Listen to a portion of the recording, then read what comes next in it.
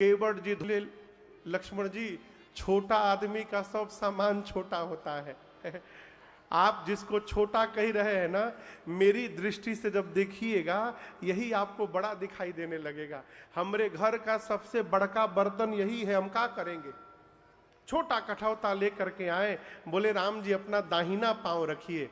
राम जी रखे, केवट जी रगड़ के धोए, अब पूरा पानी पी गए। कहे प्रभु लेफ्ट बाकी है, अभी बायां, अभी जाता हूं पानी लाने।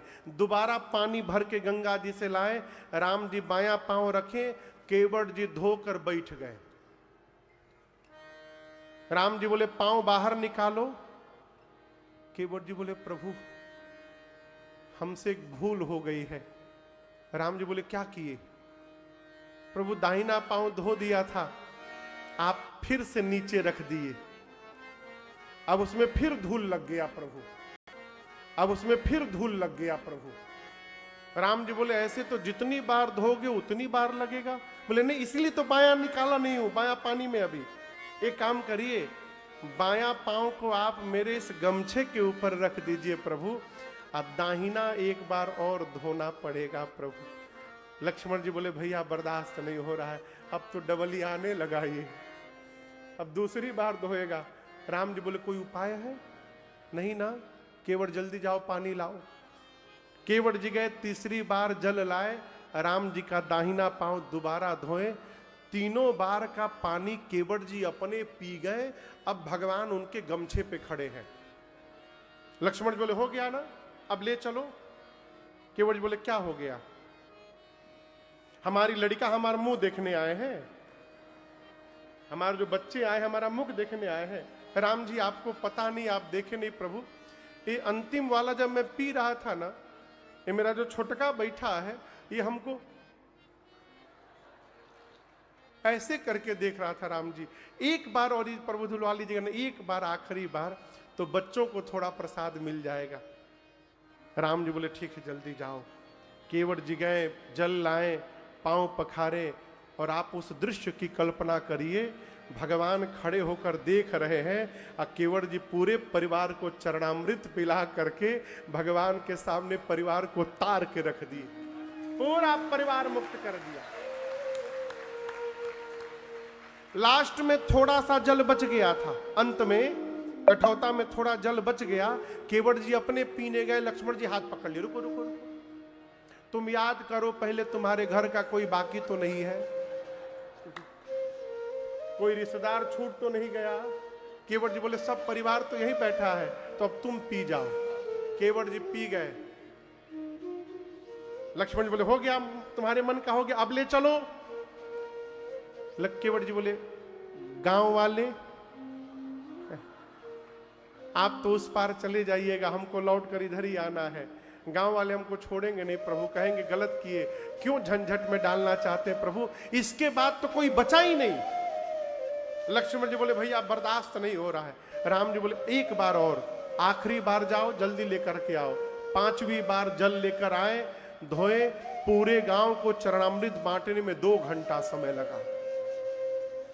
बांट करके केवट जी आए, लक्ष्मण जी जब आग बबूला, देखते केवट को बोले नाम नहीं लोगे अब दोबारा तुम। केवट जी सोचे अब बोलूंगा तो मार डालेंगे। तो केवट जी लक्ष्मण जी के पास नहीं गए, केवट जी राम जी के पास जाकर बोले प्रभु नमस्ते प्रभु। प्रभु, राम जी बोले ये क्या है? बोले प्रभु एक बार और धोऊंगा मैं। राम जी बोले अब क्यों धोओगे? अब किसके लिए धोओगे? कितना विलंब हो रहा है कुछ पता है? हम कब से पार जाने के लिए खड़े हैं। केवट जी बोले प्रभु यही तो मैं कह रहा हूं, आपसे पहले बहुत सारे लोग पार जाने के लिए खड़े हैं लाइन में। राम जी बोले दिखाई तो कोई नहीं दे रहा है। केवट जी बोले यही तो बात है नाथ, यदि आप देख लिए होते तो वो सब पार हो गए होते, आपकी दृष्टि उन पर नहीं गई। हमारे सारे पितर फंसे हुए हैं, सारे पितर हमारे फंसे हैं नाथ। जो स्वाद मेरी जिह्वा को मिला है वही स्वाद मैं आज अपने पितरों को देना चाहता हूं नाथ। एक बार और पांव धुला लीजिए। भगवान ने अनुमति दी और केवट भैया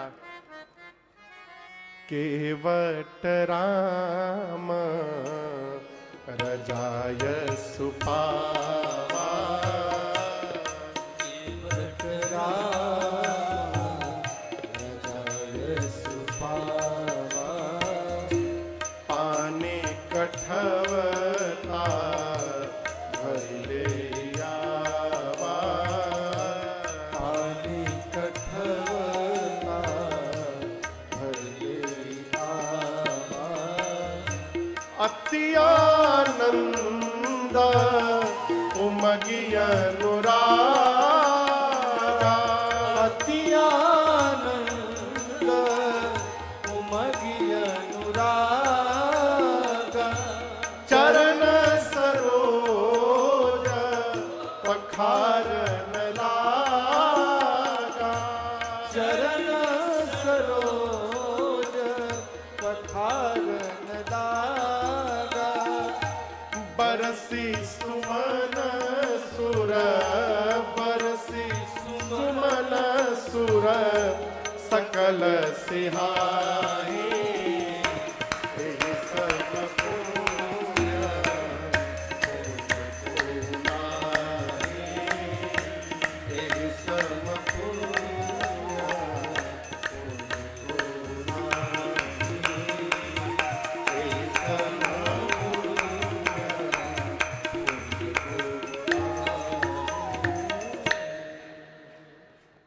अनुमति मिली। केवट भैया जल लाएं, पांव को पखारें और उसी चरणामृत से अपने पितरों का तर्पण करके केवट जी ने अपने समस्त पितरों को मुक्त कर दिया है।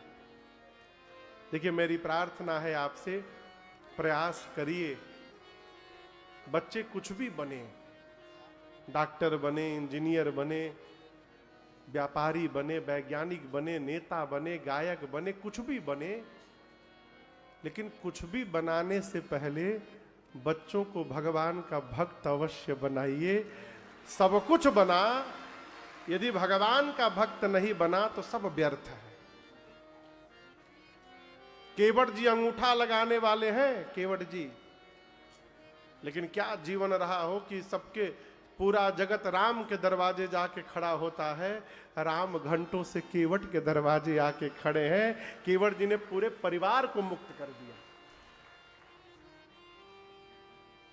पद पखार जलपान करे आप सहित परिवार, पितर पार करि प्रभु ही पुनि मुदित गयोले। केवट जी अपने पार हुए, परिवार वालों को पार किए, गांव वालों को पार किए, अपने पितरों को पार किए और सबको पार करने के बाद अंत में अब भगवान को गंगा पार किए। उस पार पहुंचे, जाने के बाद आपको बताऊं, नाव से सबसे पहले कौन उतरा? सीता मैया। कौन उतरा?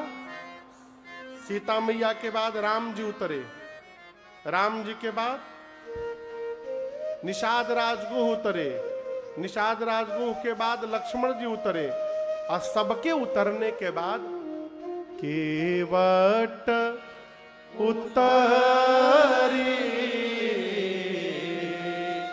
दंडवत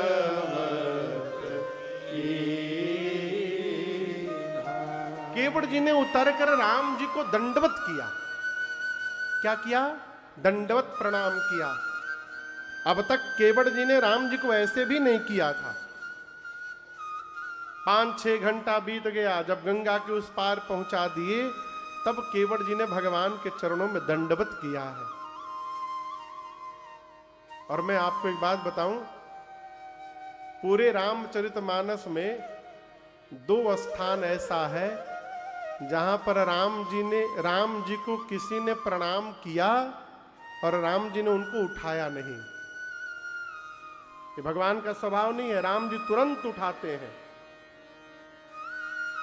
यही तो भगवान में और जीव में अंतर है। हम अपने सामने किसी को खड़ा बर्दाश्त नहीं कर पाते, अब भगवान अपने सामने किसी को गिरा हुआ बर्दाश्त नहीं कर पाते। ये अंतर है। है? लेकिन राम जी ने आज केवट जी को उठाया नहीं। क्यों नहीं उठाया? भगवान मन में सोचे ये पुत्र है, इन्होंने कह दिया मैं कुछ नहीं लूंगा, लेकिन मेरा धर्म क्या कहता है, बिना कुछ दिए केवट को विदा कर दे। और आज उठाऊंगा तो मेरे पास केवट जी को देने के लिए कुछ है नहीं, कैसे विदा कर दूंगा। मारे संकोच के राम जी नहीं उठाए। और आपको बताऊं, पिया ही अकीसिया